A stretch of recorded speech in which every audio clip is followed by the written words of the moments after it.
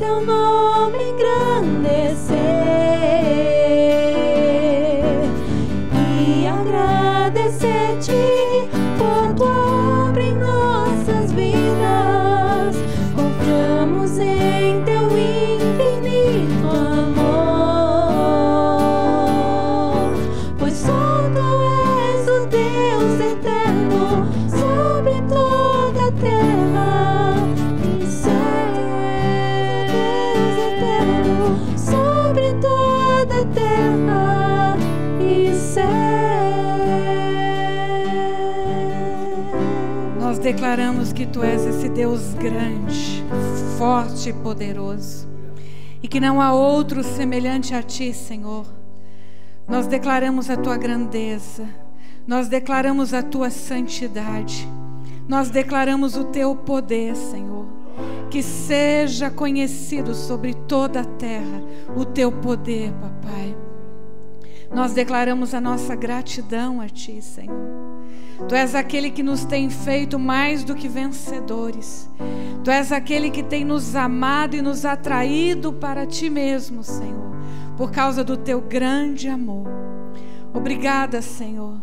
Nós queremos engrandecer, nós queremos te exaltar, nós queremos te render toda a glória, toda a adoração, todo o louvor que só o Senhor merece. Ao Pai, ao Filho e ao Espírito Santo. Senhor, eu me rendo nesta hora à ação do teu Espírito em mim. Pai, eu não tenho nada, mas é por causa da tua palavra que é vida. É a tua palavra que é poder, é a tua palavra que é espada, Senhor. Então nesta noite vem com a tua palavra e toca as nossas vidas poderosamente, fazendo o abatido, como o salmista no texto que foi lido no início, fazendo com que a alma abatida, aquele que está abatido, desanimado, enfraquecido, seja plenamente restaurado nesta noite, pela ação da tua palavra. Aquele que não vê esperança, aquele que não sabe o que fazer em dias de dificuldades, que nesta noite a tua palavra seja a direção, que a tua palavra seja a resposta, Senhor, e que toda a glória somente a ti, seja dada somente a ti, em nome de Jesus. Gostaria que nós cantássemos mais uma vez só esse último refrão. Queremos o teu nome engrandecer.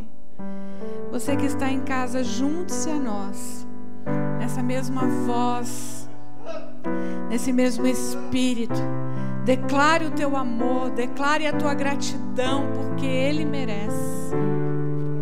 Nós queremos dizer, Senhor, que tu tens o nome que está acima de todo nome, nome lindo, nome bendito, nome que é poderoso.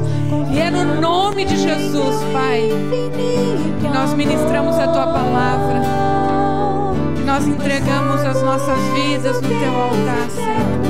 Tu és esse Deus eterno e poderoso. Então visita os meus irmãos nesta noite, visita o lar, a família dos meus irmãos nesta noite, Pai.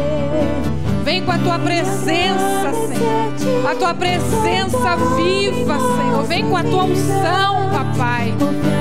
Não é mais um encontro, não é só uma reunião, é um culto de adoração ao Deus eterno. É um culto para engrandecer aquele que era, aquele que é e aquele que será eternamente o Deus das nossas almas.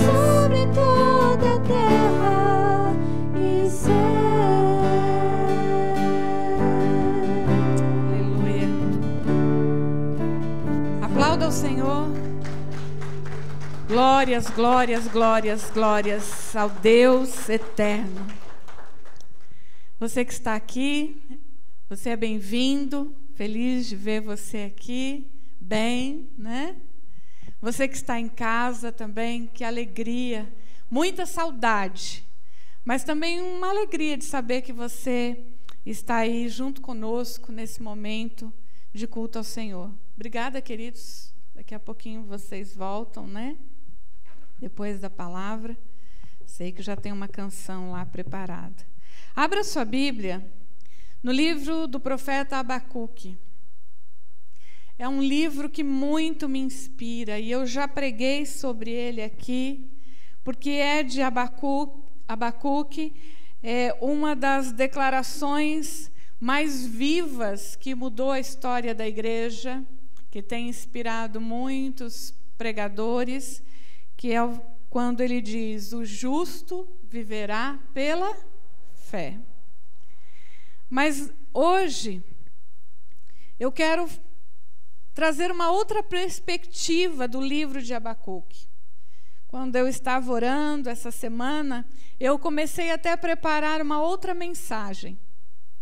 De novo lá no apóstolo Paulo. Eu tenho pregado bastante sobre o apóstolo Paulo, porque eu tenho lido e aprendido muito com Paulo. Mas aí eu estava com meu coração inquieto, aquela dúvida, né?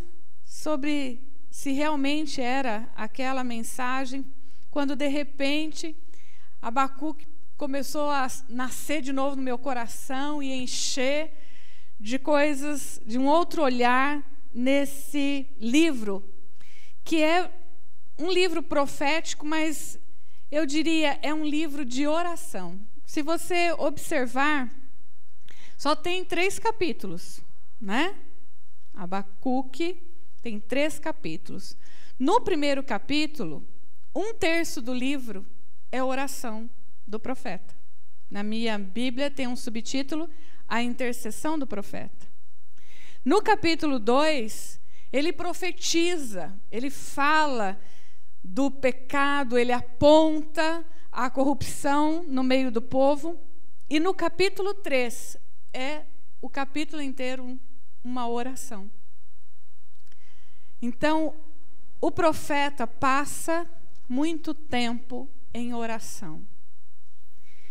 O tema da mensagem de hoje é: qual a necessidade em dia de calamidade? Eu sei que algumas pessoas anotam. Ulisses, como um bom teólogo, né? E já quase ordenado pastor, porque pastor ele já é, só falta ser ordenado, né? Está sempre ali, ó, anotando tudo. E eu gostaria que você lesse comigo no capítulo 2, o verso 14. Somente esse, depois, durante a mensagem, eu vou ler vários outros textos. Pois a terra se encherá do conhecimento da glória do Senhor, como as águas cobrem o mar. A terra se encherá do conhecimento. Que conhecimento? Da glória do Senhor. Pouco conhecimento? Não. Tão grande quanto as águas cobrem o mar. Quando eu falo de a necessidade em tempo de calamidade, eu não estou falando da necessidade de alimento, de dinheiro para pagar as contas, porque isso é natural, é comum. Eu quero falar de uma outra necessidade que eu e você, como igreja do Senhor, como filhos do Senhor, chamados para cumprir a missão de Deus, temos como necessário, necessidade como algo necessário para nós em dias difíceis. Olhando para esse versículo, eu fico me perguntando: como a terra se encherá do conhecimento da glória do Senhor? Como em toda a terra será cheia da glória do Senhor? Assim como Abacuque, nós vivemos dias difíceis, dias de calamidade. E você sabe o que é calamidade. Calamidade pode ser traduzido como perda, morte, desgraça, destruição, devastação, infortúnio, catástrofe, tribulação, aflição. O livro do profeta conta a história de Abacuque num momento como esse. E conta que ele vai ter uma conversa com Deus. Há muitas perguntas do profeta aqui registradas. Abacuque não entende o porquê de Judá, local onde ele vivia, está sendo destruída. E que dirá? Pelos seus inimigos. No capítulo 1, verso 2, ele diz ao Senhor: até quando, Senhor, clamarei eu, e tu não me escutarás? Gritar-te-ei violência, e não salvarás? Parece que o profeta está indignado, até mesmo com Deus. Até quando eu estou aqui gritando, orando, perguntando, por conta de muita violência, e o Senhor parece não me escutar. Olhando para nós nos dias de hoje, se já não bastassem as dificuldades que o nosso planeta enfrenta, e eu quero trazer essa lembrança, porque essa semana foi a Semana do Meio Ambiente, especialmente no dia 5, um dia marcado para a reflexão sobre como anda o cuidado com a criação de Deus. Nós temos visto o cumprimento da profecia do próprio Senhor Jesus, que nos últimos dias teríamos terremotos de grandes proporções, pestes, violência, pais contra filhos. Ficamos assustados nesses últimos dias no Brasil de uma mãe que matou o próprio filho aqui no Rio Grande do Sul. De uma criança que caiu do 9º andar por causa do descaso de uma patroa. Estamos vendo a violência diante dos nossos olhos, estamos vendo a devastação das nossas matas, estamos vendo a poluição de nossas águas. E mais do que isso, nesse momento nós estamos sofrendo um ataque furioso da natureza com as superbactérias e o coronavírus. Porque antes do coronavírus, gente, já tinha a tal da superbactéria matando. O que está acontecendo agora é que o mundo parou e o mundo precisa pensar sobre isso. Eu não sei se você viu, mas algumas reportagens mostraram que a natureza está mais viva agora. A poluição diminuiu. Em alguns rios, na Europa, por exemplo, o que eu vi, as águas estão claras e os animais estão aparecendo. Os peixes estão voltando. É um momento para nós pararmos e refletirmos o que nós estávamos fazendo com a criação de Deus. Eu não sei você, mas eu fico como Abacuque, perguntando: Senhor, até quando nós vamos ver a violência, a devastação, a dor, o sofrimento, a morte? E parece que o Senhor não nos escuta. Mas eu pergunto, será que de fato nós estamos orando e clamando como foi Abacuque? Será que você, como igreja do Senhor, tem se colocado numa posição, na torre de vigia ou em vigília pela criação de Deus? E quando eu falo criação, não estou falando só de peixe, de passarinho. Eu estou falando também de pessoas. Nós somos a principal criação de Deus. Assim como nos dias de Abacuque, que eram dias difíceis, de violência, de calamidade, nós estamos sofrendo isso.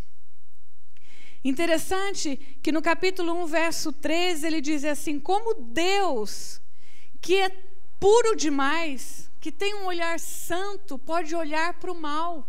Você não faz, às vezes, essa pergunta? Quer dizer, você não deveria, porque a gente já ensinou muitas vezes aqui, né? Que o mal é consequência do pecado. Que Deus, no momento certo, intervém e vai intervir no dia da volta de Cristo. Nós sabemos isso. Mas muita gente que não sabe, ou sabe, mas não acredita, fica perguntando: até quando, Deus? Como é que o Senhor, que é bom, que o Senhor que é santo, que tem olhos puros, pode ficar olhando o mal e vendo tanta gente morrer? Irmãos, que cena terrível, olhar aquelas milhares de covas abertas. Porque já são milhares que estão morrendo, né? Por causa do Covid-19.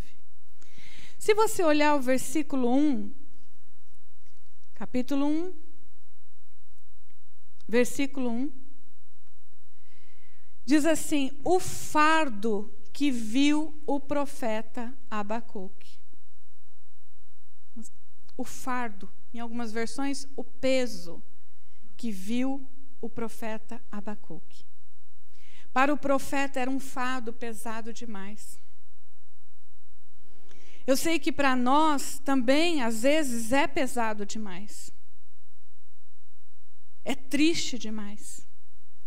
Mas eu quero mostrar para você que há algumas necessidades que nós devemos considerar para conseguirmos passar por esses dias de calamidade. A primeira delas é: há uma necessidade de ver. Diga, ver. Isso, é para você gravar. O profeta, assim como muitos outros profetas bíblicos, ele não era alienado da realidade. Ele sabia o que estava acontecendo. Ele foi ver, olhar a situação. Ele foi ver o resultado da calamidade. Você se lembra de Neemias, quando soube da destruição da sua terra natal, também foi lá para ver o que estava acontecendo. Versículo 3 de Abacuque, ali, capítulo 1 ainda: por que razão me mostras a iniquidade e me fazes ver a opressão? Pois a destruição e a violência estão diante de mim. Suscita a contenda e o litígio, ou seja, a separação, a desavença. Nós temos uma necessidade de ver. Eu sei que muitas pessoas preferem não ver. Eu tenho conversado com pessoas que preferem não assistir TV. Preferem não saber de nada das notícias. Pessoas que não querem falar sobre isso. Pessoas que, inclusive, negam que isso esteja acontecendo. Nós não podemos, como igreja, fechar os olhos para a destruição que está lá fora. O caos que nós estamos vivendo no planeta. Essa semana foi divulgado que a cada 1 minuto, uma pessoa no Brasil estava morrendo por conta do coronavírus. E como vocês sabem, eu perdi alguém próximo da família. Colegas meus do trabalho pegaram a doença. Tem um colega de trabalho que está com a cunhada na UTI. O pai faleceu na Santa Casa por causa da Covid-19. Eu não posso fechar os meus olhos. Eu não posso fechar os meus ouvidos. Eu tenho um amor muito grande. Não sei, quem sabe um dia ele veja. Pelo pastor Paulo Damião, que foi o pastor que me batizou quando eu tinha 12 anos. E há pouco tempo atrás ele escreveu um livro, se alguém puder procurar por aí, e ele escreveu sobre ecoteologia, ou a necessidade de nós olharmos para a Bíblia, olharmos para a teologia, para aquilo que nós temos aprendido de Deus, e saber que essa é uma preocupação nossa, sim. Não é uma bandeira só de ativista. Falar de meio ambiente não é uma bandeira só daqueles que são veganos, só daqueles que defendem a causa dos animais. Deveria ser nossa, porque a Bíblia diz que quando Deus criou o jardim, colocou eu e você para cuidar. Ele colocou o homem para cuidar e cultivar do seu jardim, que é a terra. E o que nós estamos fazendo com ela?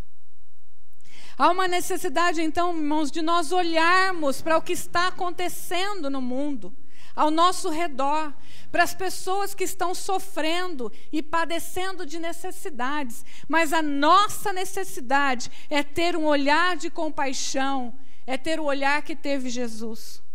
Jesus era alguém que via a necessidade alheia.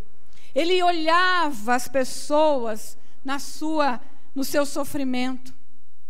Na sua época, os pobres, os doentes eram marginalizados. Ou seja, eram colocados de lado, desprezados, invisíveis numa sociedade cheia de leis, de dogmas, de opressão aos fracos. Mas para Jesus nada disso ficava encoberto. Ele tinha esse olhar de compaixão. Mateus capítulo 9, 36 registra isso. E vendo as multidões, teve grande compaixão delas, porque andavam cansadas, desgarradas, como ovelhas que não têm pastor.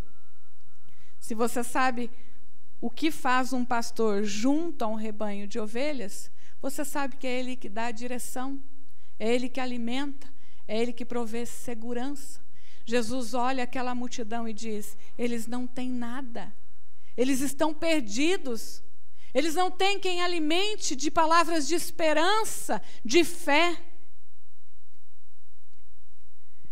Nos dias de hoje não é diferente. Há uma multidão de gente perdida. Há uma necessidade como igreja, como profetas do Senhor, de olharmos para o caos do planeta. Olharmos para o sofrimento das pessoas ao nosso redor. Tem uma canção que diz: na caminhada é o nosso olhar que tem que mudar. Eu perguntaria a você, nós temos a necessidade de olhar, mas com que olhar? Que tipo de olhar? Em segundo lugar, há uma necessidade de abraçar. Calma, você vai falar: não pode, pastora. Vontade de abraçar vocês, ninguém podia abraçar, né? É a cotovelada agora. Mas não é esse tipo de abraço físico somente que eu quero falar. O nosso profeta querido aqui, ele não fala só de devastação. Ele fala de um Deus que não abandona. Ele fala de um Deus que não deixa seus filhos sem respostas. Ele fala de um Deus que ouve, um Deus que tem planos para nós, planos de futuro. Ele fala de um Deus que não deixa a gente à mercê, ainda que tudo esteja seco e devastado. Porque esse Deus, ele tem o desejo de abraçar ou de nos envolver no seu eterno amor.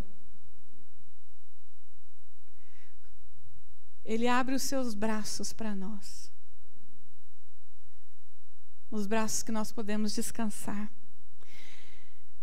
Eu não sei se quando preguei aqui sobre o profeta falei sobre isso, mas o nome Abacuque significa abraço.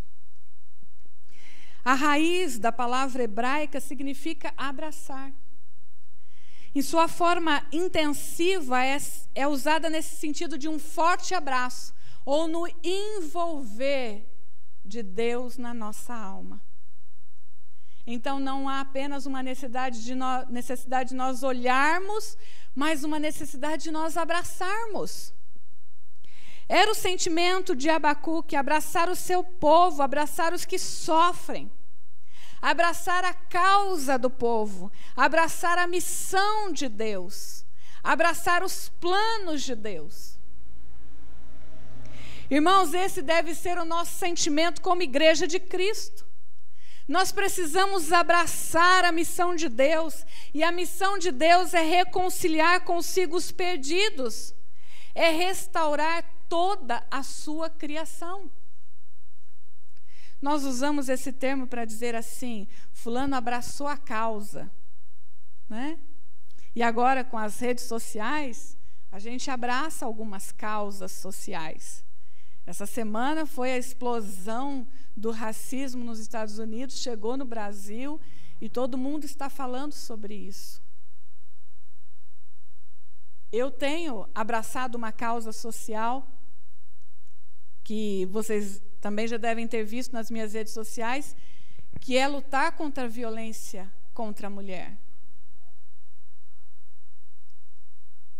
Eu tenho acompanhado o que faz a Secretaria da Mulher em Londrina e tenho divulgado, propagado, ajudei a escrever algumas coisas que nós, como igreja, precisamos também falar sobre isso, abraçar essa causa. Mas nós precisamos, principalmente, abraçar a causa maior, que é a causa de Deus. E a causa de Deus é reconciliar o perdido. Quando Jesus diz: olha a multidão que está perdida, não tem ninguém, Jesus está dizendo para mim e para você: faça alguma coisa. Quando Jesus perguntou a Pedro: você me ama? E Pedro disse: sim, Senhor. Você me ama? Sim, Senhor. Você me ama? Tu sabes que eu me amo. Então, apacenta as minhas ovelhas. Você quer demonstrar o seu amor a Deus? Abrace a causa de Deus. Abrace as pessoas que estão perdidas. Abrace a necessidade do povo. Abacuque, no capítulo 2, verso 1, ele diz: por-me-ei na minha torre de vigia, colocar-me-ei sobre a fortaleza e vigiarei para ver o que Deus me dirá e que resposta eu terei à minha queixa. Irmãos, não existe salvador da pátria, não existe homem algum que pode mudar a situação do mundo. Pelo contrário, a Bíblia diz que quando alguém se levantar dizendo que vai ter paz, pode desconfiar, porque ele vai ser o inimigo de Deus. É o anticristo. Mas o que nós podemos fazer como igreja, como povo de Deus, e como nós estamos aprendendo lá na gincana bíblica, e você que ainda não está participando, participe. Nós já aprendemos lá dois símbolos a respeito da igreja. Luz do mundo, sal da terra. Se você é sal da terra, precisa temperar, preservar as famílias, a sua família pelo menos, da corrupção do mundo. Se você é a luz do mundo, não tem como esconder a luz que há em ti, o texto diz. Então você precisa fazer diferença no mundo, onde está a escuridão. Quando a luz chega, ela tem que ir embora. Como igreja, nós somos chamados a fazer diferença no mundo. O profeta nos dá um exemplo de alguém que se coloca numa posição de vigília, de oração e de busca de resposta somente em Deus. Deus é que pode responder às queixas e às angústias da nossa alma. E o que é lindo é que Deus sempre responde. Deus então responde ao profeta no versículo 2. Então o Senhor respondeu: escreve claramente a visão. Escreve tudo que você está vendo, tudo que eu estou mostrando para você. O segredo é ver claramente, ler claramente os sinais do tempo que nós vivemos, os sinais de Deus, a visão de Deus para nós. Nos dias de hoje é muito fácil a gente ser confundido, são muitas imagens, muitas ideias, pela televisão, pela internet, a mídia, ditando comportamentos, mas nós temos que buscar as nossas respostas em Deus. A questão não é somente ver, abrir os olhos para ver a necessidade do povo, mas é como nós vamos olhar para tudo isso.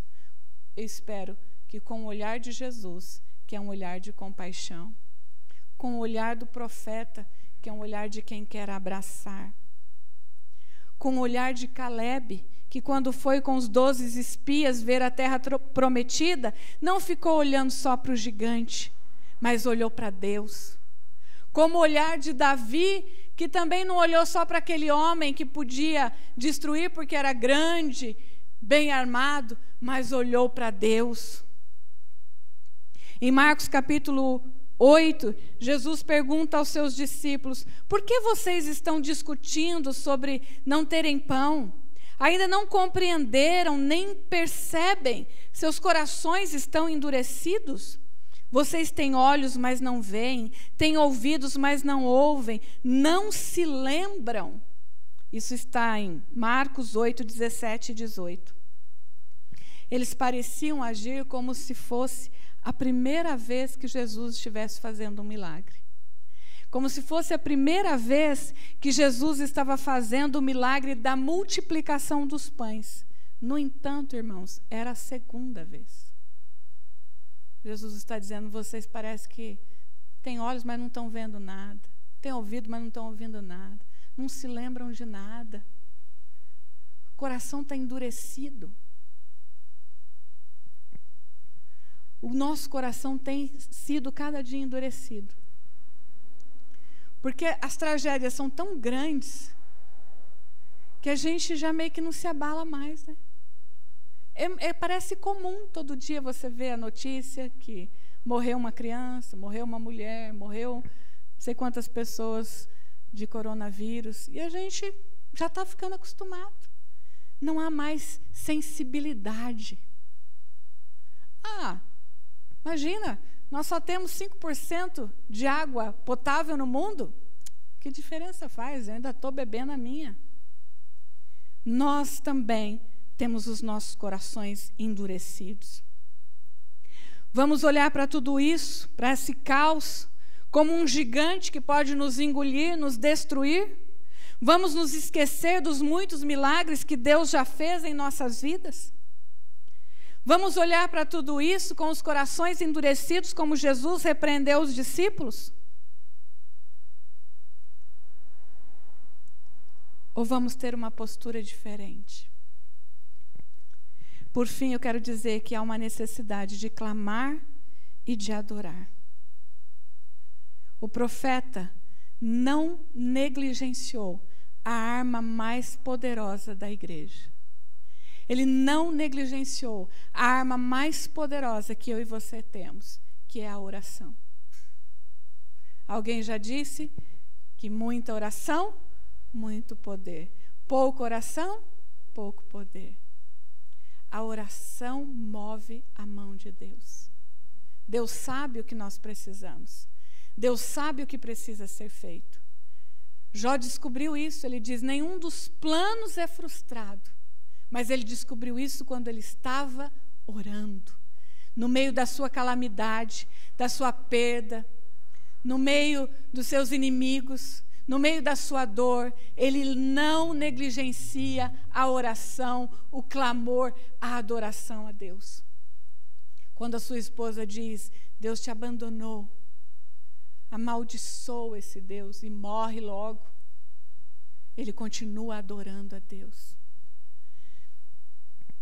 É uma pena, mas muitos cristãos, nesses dias, têm negligenciado a oração. Aliás, não é de hoje, né, gente? Não é de hoje que se fala, que a liderança da igreja fala, que quando convida para reunião de oração, ninguém aparece. Que quando conclama as pessoas para uma campanha de oração em jejum, são poucos os que aderem. Responde você mesmo para o Espírito Santo o que você tem feito com a sua vida de oração. Eu clamei ao Senhor, pedindo primeiro misericórdia. Porque muitas vezes eu tenho sido essa pessoa, como os discípulos, que tem olho, mas não vê, tem ouvido, mas não ouve. Se esquece facilmente do que Deus fez. Como o povo no deserto, se esqueceu dos milagres de Deus. Nós não podemos esquecer quem é o nosso Deus. É esse Deus grande e poderoso. É como o salmo que foi lido aqui: porque minha alma está abatida, lembra-te do teu Deus, lembra-te do que Ele pode fazer. Irmão, se alguém pode mudar a situação que você está vivendo, é Deus. Se alguém pode socorrer você na sua calamidade, na sua aflição, é Deus.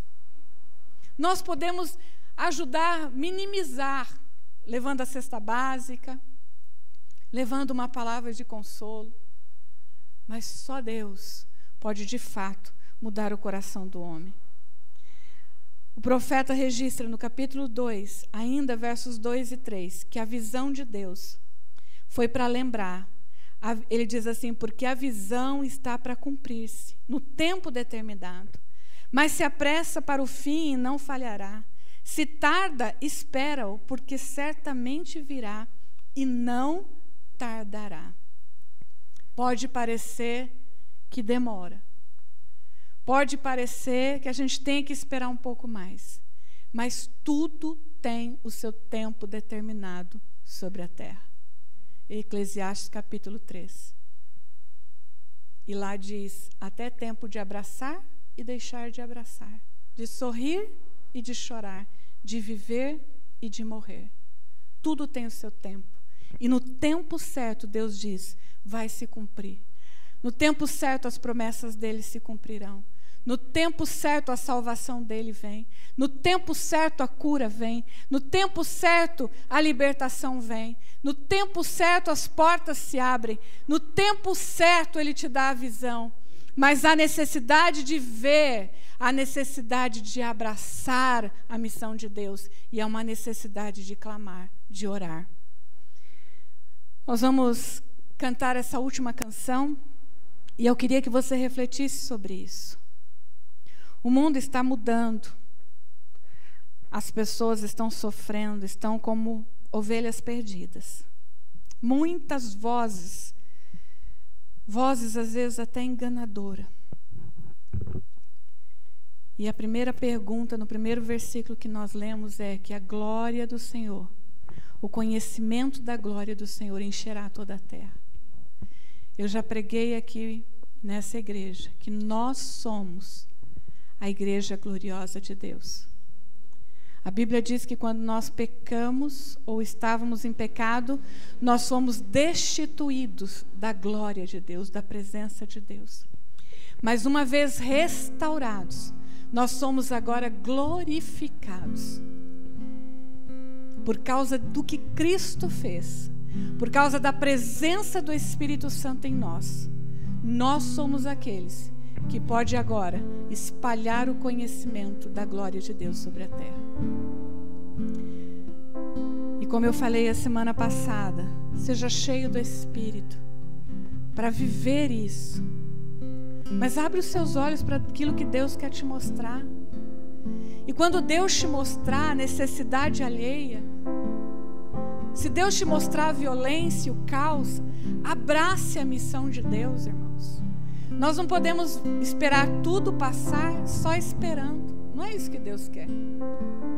Ele quer a gente de joelho no chão orando, clamando, adorando e dizendo como profeta, ainda que tudo esteja seco, morto, nós podemos profetizar e o Espírito Santo trará vida.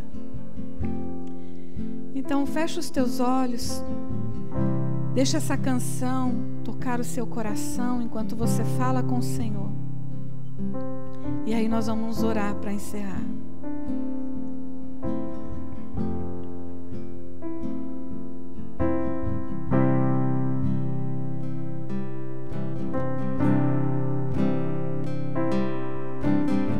Seguro estou nos braços daquele que nunca me deixou.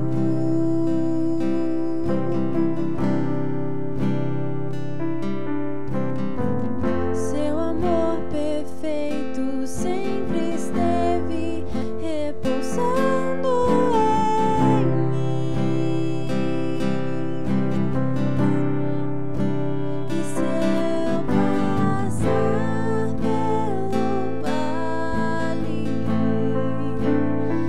acharei conforto em teu amor, pois eu sei que és aquele que me guarda, me guarda. Em teus braços é o meu descanso.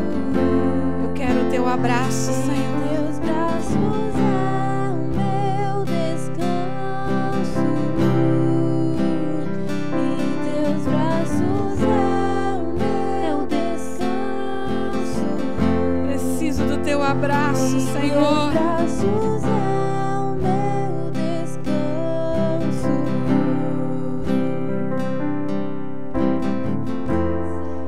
Seguro estou nos braços daquele que nunca me deixou.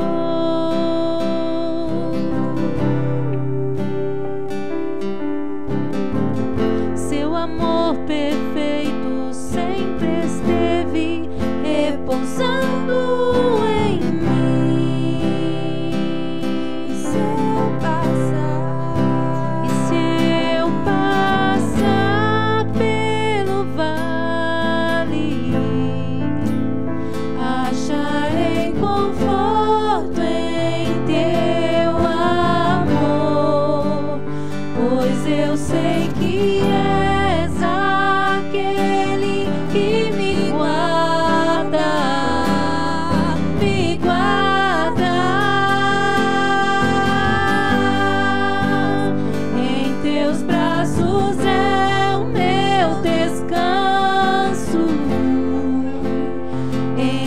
teus braços é o meu descanso.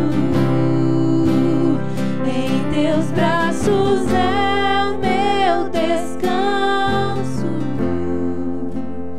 Em teus braços é o meu descanso. Pai, nós precisamos do teu abraço.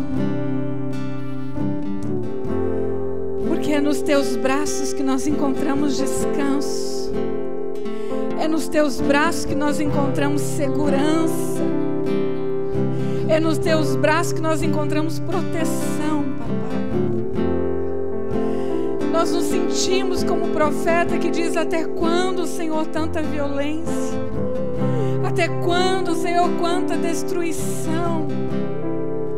Até quando, Senhor?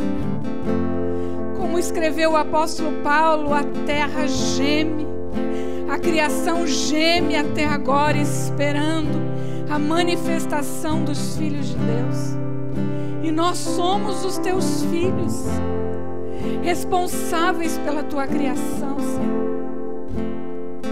Nós não podemos fechar os nossos olhos para o que está acontecendo ao nosso redor, para o caos do planeta, para o caos, Senhor, da sociedade, para as pessoas que padecem e morrem todos os dias, Senhor.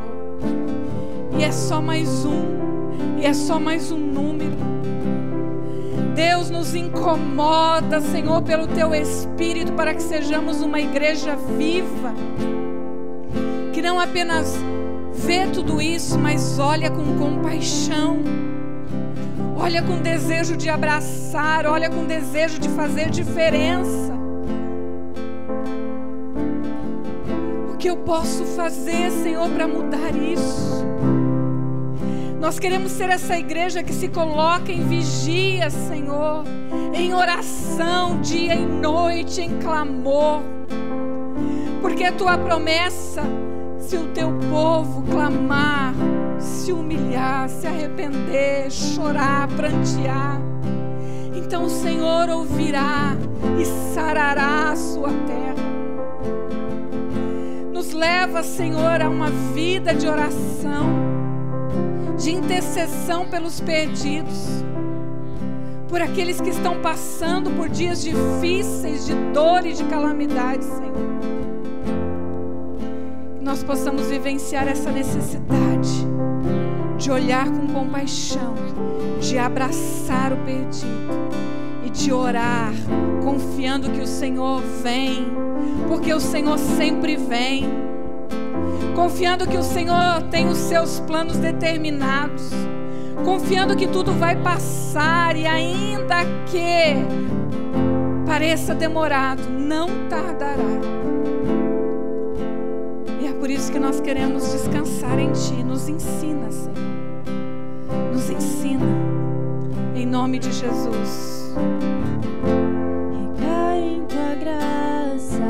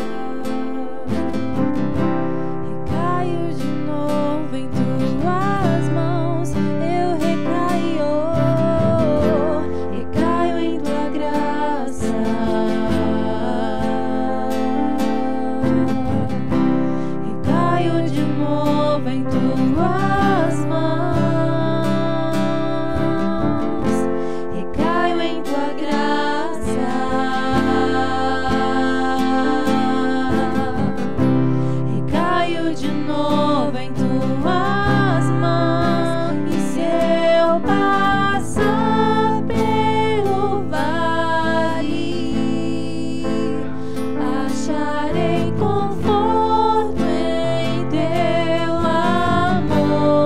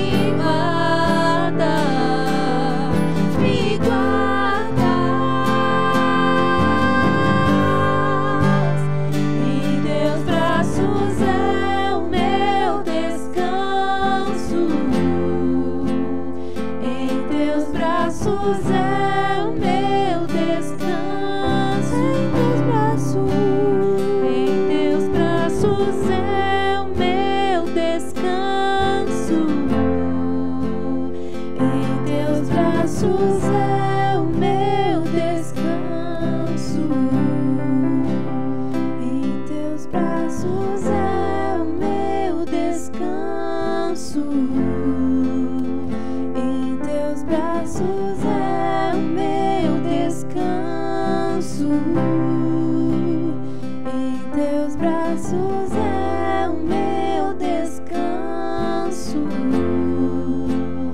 Em teus braços é o meu descanso.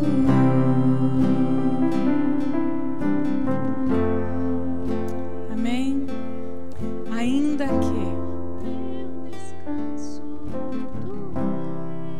passe pelo vale. Salmo 23 diz: para a sombra da morte, né? Posso descansar nos braços do Senhor. Ele termina o Salmo 23 dizendo que aquele que habita na casa, na presença do Senhor, certamente a bondade e a misericórdia seguirão todos os dias. Então descansa, descansa nele, mas também abraça a causa dele, abraça a causa dessa igreja. Quando você abraça a causa da igreja, você está abraçando a causa dele. É tudo para o Senhor, é tudo dele para ele. Amém? Que você tenha uma semana em que você seja despertado, despertada para viver essa vida de oração, de clamor, de compaixão e de desejo de fazer alguma coisa, de fazer diferença. Amém? Que seja uma semana abençoada, vitoriosa.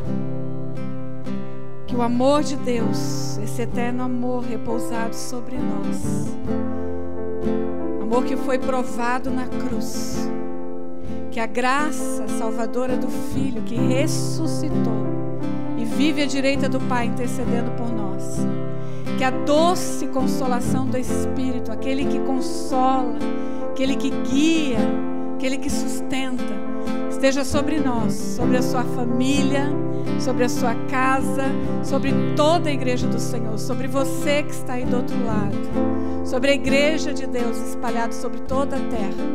E nós oramos em nome de Jesus. Amém. Deus te abençoe, uma boa semana para você. Obrigada por ter ficado conosco até agora. Se você que entrou depois, não pegou toda a mensagem, pode acompanhar no YouTube. Lá também estão os nossos estudos, as nossas mensagens. Acompanhe também nas redes sociais da igreja. Se você quiser fazer parte do grupo do WhatsApp, manda um joinha lá para mim, para a pastora Josiane, que a gente coloca você lá no grupo. Deus abençoe. Vão na paz do Senhor.